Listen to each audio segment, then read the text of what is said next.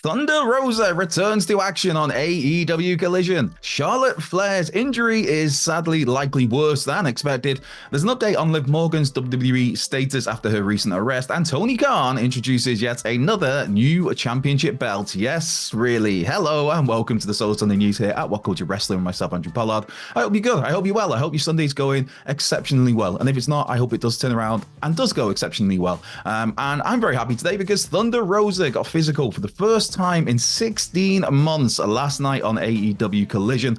Now, of course, Thunder Rosa has not wrestled since August of 2022, which was a six-woman match where she teamed with Toni Storm and Hikaru Shida on an episode of AEW Dark Elevation. Various back issues have been at play through that, some of that documented on the AEW All Access reality TV series.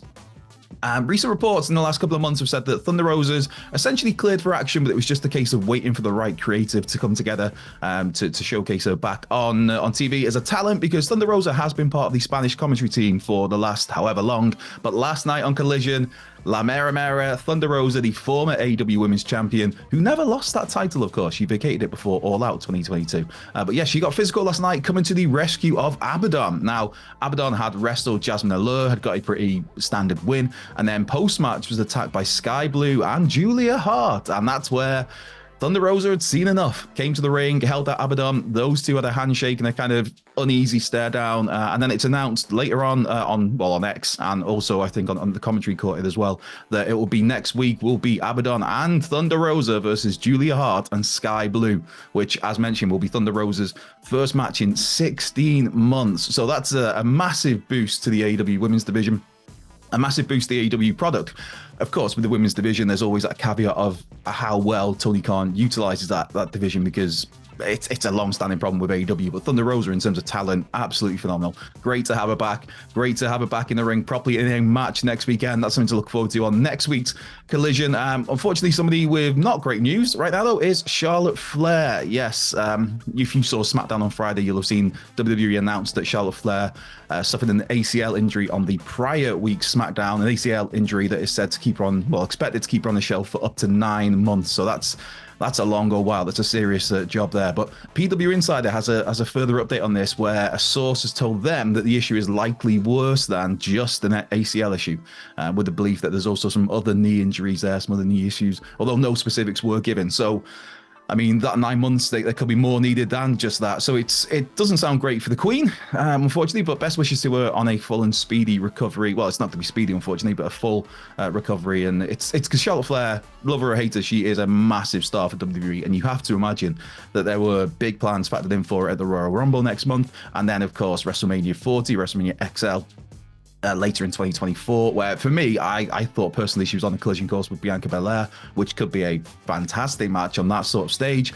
But yes, as it stands, I mean, Charlotte Flair will do extremely well to be back by SummerSlam, so we'll have to see. But yeah, not great news there for Charlotte. So best wishes on the recovery on that one. Also, some unfortunate news is Liv Morgan. I don't know if you maybe saw the news yesterday with I believe it would have been Gareth Morgan and Phil yesterday, although I've not actually seen it. So maybe one of those guys was off and it was somebody else filled in. I don't know. But if you saw the news, then yesterday you'll have heard that Liv Morgan was actually arrested on Thursday in Florida for drug possession. Now, there's a court hearing set for February. Liv faces that there's potentially up to 1 year in jail, or it could be up to 1 year probation, or there's a $1,000 fine. I think a driving license revoked for 6 months, legal fees.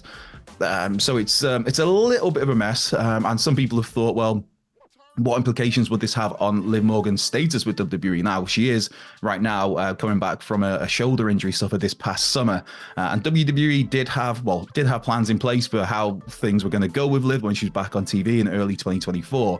PW Insider now has a update on that to say that those plans are still in place. That Liv Morgan's arrest, it's not caused any issues. There's no heat on her for it particularly, and there won't be any changes to plans that were already in place. Now, those plans, the PW Insider report notes that basically she's set to be in a high-profile program leading up to the build to WrestleMania 40, and that's still set to be the case. Now, people like Liv; she's well liked, she's a hard worker, and the arrest, it was known about by certain executives in WWE who reached out to Liv the day after that to have conversations with her, although the arrest wasn't widely known throughout the organization. So Yeah, with Liv Morgan, it seems like this is just a case of, right, okay, you've messed up, but this is kind of the first time you've done anything like this. We're prepared to give you another chance. We're prepared not to throw our plans into the bin just because you've been arrested for this.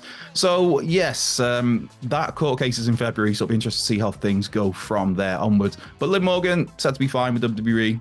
That's cool. Right, Tony Khan. Tony Khan.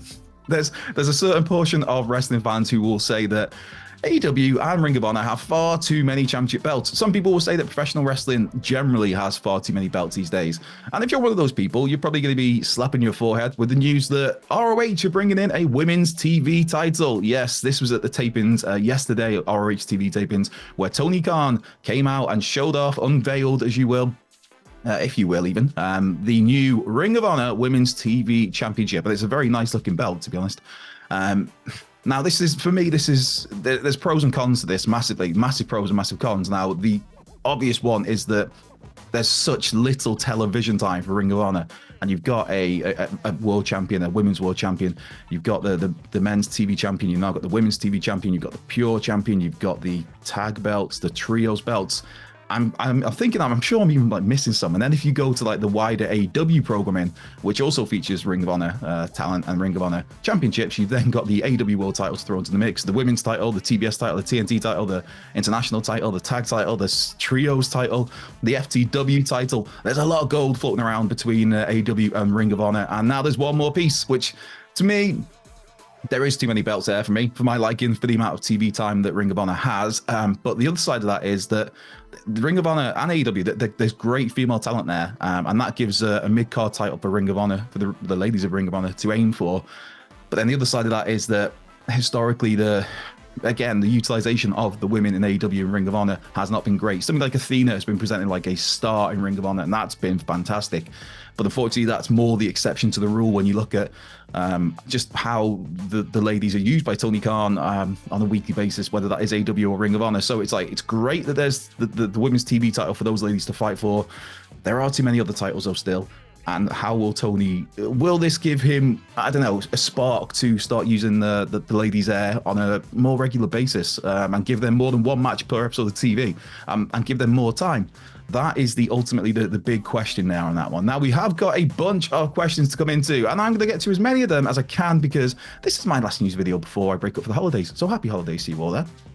And a quick shout out, actually, there is an interview I did for the Iron Claw movie, the Von Erich movie, which is on our YouTube channel you can find. I just want to say a nice little shout out to Pamela, who's popped a really nice comment in there, because we all know, I'm sure there's going to be plenty below this, that the YouTube comment section sometimes is not the happiest or nicest of place, and you will get dogs abuse just for saying something. So Pamela dropped a really nice comment in on the Iron Claw video, just to say about how she enjoys the Solo Sunday news, and it's a positive experience for a day. So thanks for that, Pamela. Very, very much appreciated. Right, let's get to questions. The first one is Hector Garcia III, and this is a question I saw come in a little early, a couple of days ago, so I've actually prepped for this one. And it is, happy Solo Sunday. Happy Solo Sunday to you, Hector. If I have an extra 30 minutes a day for 5 days to watch one match each day, what 5 matches would you recommend? Now, my first thought was, it's just 5 Bret Hart matches, clearly. I mean, 3 of those would probably be King of the Ring 93, and you throw in Bret and Piper from WrestleMania 8, and then you probably go with one of the Owen matches. And then another first thought actually was Bret and the 1-2-3 Kid from Raw in 1994. But I thought, I'm going to go a little bit different, and I'm not going to go with just all Bret Hart matches. There is one Bret Hart match in there. But the first one that came to mind, I don't know, I'm in a mindset where, I don't know, I'm really feeling early 90s WCW at the moment. So my first recommendation would be, to me, my favorite War Games match, which is War Games 1992, which is Sting's Squadron versus the Dangerous Alliance. The Dangerous Alliance, what a collection of talent. Just a criminally short run that they had in WCW. But it was Ravishing Rick Rude, it was Larry Zbyszko, it was Stunning Steve Austin, beautiful Bobby Eaton, and of course, the Enforcer, Double A, Arn Anderson, with Paulie Dangerously, with Medusa. And that was against Sting's Squadron, which was Sting, Nikita Koloff, Ricky Steamboat, Dustin Rhodes, and legendary Barry Windham. Hell of a match. And that comes in at 24 minutes, so that covers your 30 minutes remit. Then it is my Bret Hart recommendation of WrestleMania 8 against Roddy Piper for the Intercontinental title. And this one clocks in at 19 minutes, which means you've got 11 minutes spare there if you blocked out half an hour. So you can kind of skip forward and watch some of Ric Flair and Randy Savage as well for WrestleMania 8. I mean, 2 good time matches there. But yeah, Bret and Piper, absolute classic, especially with the pre-match promo. And Roddy's talking about, Mrs. Hart and the bologna on the sandwiches. Oh, of course, it was only one piece of bologna, blah, blah, blah, blah, blah. Oh, I remember I used to help you tie your shoes. You couldn't tie your shoes until you were however years old. Just absolutely brilliant. Roddy Piper, man. God, so missed. So missed. Another recommendation would be New Japan Pro Wrestling, January 1990. I was going to say Roddy Piper. No, I've got a hot rod on the brain now. But no, it's Owen Hart versus Jushin Thunder Liger. And that clocks in at 17 minutes. And it's great. Just from the get-go, they're kind of pie-facing each other. Again, Owen Hart, man, just so forever missed, but what a talent. And with Liger, the first time I saw him was in early 90s WCW, his match against Brian Pillman. And it's like, who is this guy? That, like, just in terms of the visual with the outfit, the full bodysuit, the mask, the horns, the hair, the red and the white. It's like, just before you even see him work, it's like, this guy is a kid, draws you in straight away, grabs that attention. And then you see him work. And at that point in time, he was doing stuff that I had never seen in my life. So that's, Owen Hart versus Jushin Liger from a 1990 January show for New Japan. Then I'm going to go Bash at the Beach. I'm going to go Ricky Steamboat and then go Ravishing Rick Rude in a 30-minute Iron Man match. Just, again, 2 all-time greats. That period of WCW has a very special place in my heart. And for some reason, I've gone with that for most of my recommendations here. Well, I guess, I'm going to say 3 of them are kind of responsible for that recommendation, because that's where Liger came into it. Then the 5th and final recommendation, 26 minutes long, ECW Halloween Havoc 1999, Rob Van Dam versus Jerry Lynn for the ECW TV title. Just one of the many classics that these two put on. Just, yeah, it's I'm actually in the middle of rewatching the ECW at the moment. Started from scratch of the hardcore TV days on the network and working through, and it's so fun to go back and watch that stuff. I think I'm up to about getting towards the end of 1995, so things are just starting to come together, and and I've got a whole newfound appreciation for the Public Enemy, something I was never too keen on when I caught ECW back in the day, and now it's like, man, these guys are good. I like them, they're entertaining. Right, some other questions to get to quickly. Travis Zachary's got in touch. How many Right, prepare myself for this. How many man could a hitman hit if a hitman could hit man? If we talk about Bret the Hitman Hart, he could hit as many people as he can do whatever he wants. That's the answer to that. Bret Hart could do whatever he wants. That's my answer. The Grant Perks got in touch. Hey Grant, if the WWE Hall of Fame had an animal wing, who goes in first? Matilda, Damien, Frankie, or George Steele? That's a fun question. Of course, Matilda was the bulldog of the British Bulldogs. Damien was the snake of Jake the Snake Roberts. Well, he was the first one, and Earthquake sat on him. And then you've got Frankie, who is the bird of the Birdman, Coco Beware. And then George, the animal, Steele. I mean, George Steele is in the Hall of Fame, I believe. I'm 99% sure he is. But for me, it's Matilda. Matilda goes in because I love the Bulldogs. I mean, I love Jake the Snake. And Coco Beware is a fun guy. Him and Owen as the... as high energy was just that was a really fun time. Gordon's got in touch. If you could have a fatal 4-way between the eras of pro wrestling, who would you choose? One per era, i.e. Golden, New Attitude, Ruthless Aggression, PG, and Current. Now this question I'm struggling to understand. It's probably just me because I need more coffee, but so you want the eras facing off, or do you want a talent from each era to face off? If it's the eras, I mean, you can't not go with the golden age, the golden era, because the whole rock and wrestling boom, that propelled wrestling to a completely different level. So you have to have that in there. The new generation, I'm always going to have in because, I'm a new generation kid as well. You can't not have the Attitude Era as well. And then I'd say the current era. Why not? Yeah. So I'm going to skip out the Ruthless Aggression era. I'm going to skip out if you skip out the Ruthless Aggression, there's a lot of good Kurt Angle in there. No, I'm going to stick to it. I'm going to stick to that. And if you're asking me to pick one person from each of those eras, I mean, again, it depends on star power, because if you're going to go with the golden era, as it were, the boom of the 80s, you can't not have Hulk Hogan, but Hulk Hogan's just a bit of a trash human being, and even as a kid, I never liked him. It was always the Ultimate Warrior of Bret Hart and Davey Boy Smith. I mean, obviously, Warrior was proven to be a complete piece of trash as well in later life, but as a kid, I really liked him. But no, I'm going to go from the golden era. I'm going to go Macho Man Randy Savage or Macho King Randy Savage, depending on which side of the fence you sat on. For the newer generation, obviously, I'm going to go Bret Hart. For the Attitude Era, you have to go Stone Cold. And from the current era, That's a tricky one. I mean, actually, go on then. I'll go the obvious one. It's Roman Reigns. That could be a fun match. Seth Rollins, maybe give him a shout as well. But yes, right. Let's rack through a few more. The one true Aaron Taylor. Hey, Aaron. I know Michael Hamflet. Shout out to Michael Hamflet. Lots of love for Hamflet. I know Hamflet wants the rankings back in AW, but wouldn't it make more sense for a title holder, world's best dad, to bring the rankings back unofficially to keep their belt and offer some contrasting bookings to other belts? Maybe that could be one way to do it. But again, I presume by world's best dad, you're referring to a certain Christian Cage who holds the TNT title right now. I think if somebody brought the rankings back, to me, it would kind of be a babyface move. You could make it a heel move, and you could have that heel kind of manipulate the rankings to their benefit, of course. The rankings, it was just such a... It made AEW feel a bit different to WWE, and that was the whole point. When AEW was launched, we were told that this was different. There was going to be things in AEW you didn't get anywhere else. And for a spell, there still are things in AEW that are different to WWE or New Japan Pro Wrestling or Impact or whatever. But that really was like a unique selling point, was rankings. Like, it made every match supposedly mattered. The problem was they stopped caring about the rankings. So even at the time when they kept the rankings in place, there were times when somebody who would not be ranked at all would all of a sudden get a title shot. And it's like, well, if you've got rankings in place, you'll make the big deal of rankings are the be all and end all for the most part. Then you need to focus on the rankings. You need to work your story so that whoever you want to challenge for a title, they earn it through moving up the rankings. You can't just go, well, this week I want to give Hangman Adam Page a shot at the world title, but he's ranked number 9. I don't know if that was just me pulling a name out and a number out. So it was... It's something that they could bring back and make work, absolutely. Especially when AEW has a habit sometimes of their matches just feeling cold and thrown together. Now that obviously the Continental Classic at the moment means that, yes, they're cold and thrown together in one aspect, but it's for a reason, because it's part of a tournament, and then the stories themselves of the tournament have played out really nicely. But yeah, I'd like to see them come back, but I don't have much faith in them in the rankings being used properly. If they did, I think is the answer I'm looking for. Octo Gaming 92 probably missed my time. You didn't, mate. You didn't, brother. But if you were booking this year's Royal Rumble, who would you have win both sides? An added question: who would you have a surprise return? Have a great day. You have a great day too, Octo Gaming 92. For me, I think it's either Becky Lynch or Bayley for the Women's Royal Rumble, because I think they're on collision course for title shots at WrestleMania. I'd probably go Bayley. And it'd be nice to see Bayley get that big win, because while she's had so much success, Bayley's had a hell of a run.